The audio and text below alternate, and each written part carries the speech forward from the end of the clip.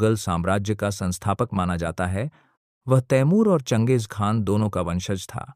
15वीं और 16वीं शताब्दी में मध्य एशिया की राजनीति बेहद अस्थिर थी। बाबर ने कई बार समरकंद पर कब्जा करने की कोशिश की, लेकिन हर बार उसे हार का सामना करना पड़ा। बार बार की असफलताओं से तंग आकर उसने भारत की ओर नजर डाली।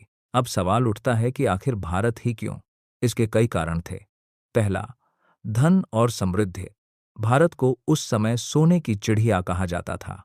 खेती-बाड़ी, व्यापार और खजाने की चर्चा पूरी दुनिया में थी। दूसरा, उपजाऊ जमीन। मध्य एशिया की सूखी धरती की तुलना में भारत की खेती-बाड़ी और उपजाऊपन एक बड़ा आकर्षण थी। तीसरा, व्यापार मार्ग। भारत एशिया और समुद्री व्यापार का केंद्र था। इससे इसकी रणनीतिक अहमियत और बढ़ जाती थी। और चौथा, राजनीतिक अस्थिरता। दिल्ली सल्तनत उस समय बेहद कमजोर थी। लोदी वंश अंदरूनी कलह से जूझ रहा था। छोटे छोटे राज्य आपस में लड़ रहे थे। यानी भारत बाबर के लिए एक आसान निशाना था। 1519 से 1524 तक बाबर ने पंजाब और आसपास के इलाकों पर कई छोटे छोटे हमले किए, लेकिन उसका असली टारगेट था दिल्ली का तख्त। 1526 में पानीपत की पहली लड़ाई हुई। इब्राहिम लोदी और बाबर आमने सामने आए।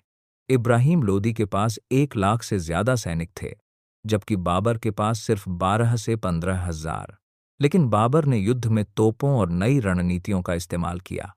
उसने तुर्की ढंग की युद्ध कला अपनाई, जिसमें तोपें और घुड़सवार सेना साथ मिलकर लड़ती थीं। नतीजा ये हुआ कि इब्राहिम लोदी बुरी तरह हार गया। दिल्ली का सिंहासन बाबर के हाथ लग गया। यहीं से भारत में मुगल साम्राज्य की नींव पड़ी।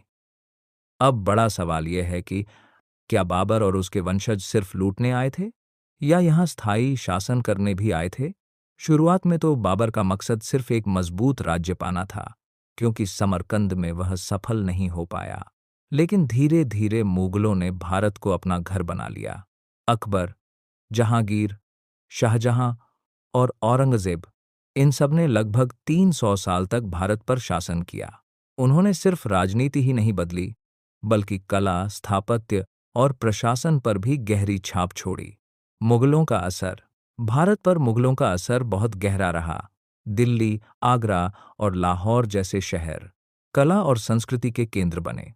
ताजमहल, लाल किला और फतेहपुर सीकरी जैसे अद्भुत स्थापत्य आज भी हमें उनकी याद दिलाते हैं। उन्होंने केंद्रीकृत प्रशासन और नई कर व्यवस्था लागू की। हाँ,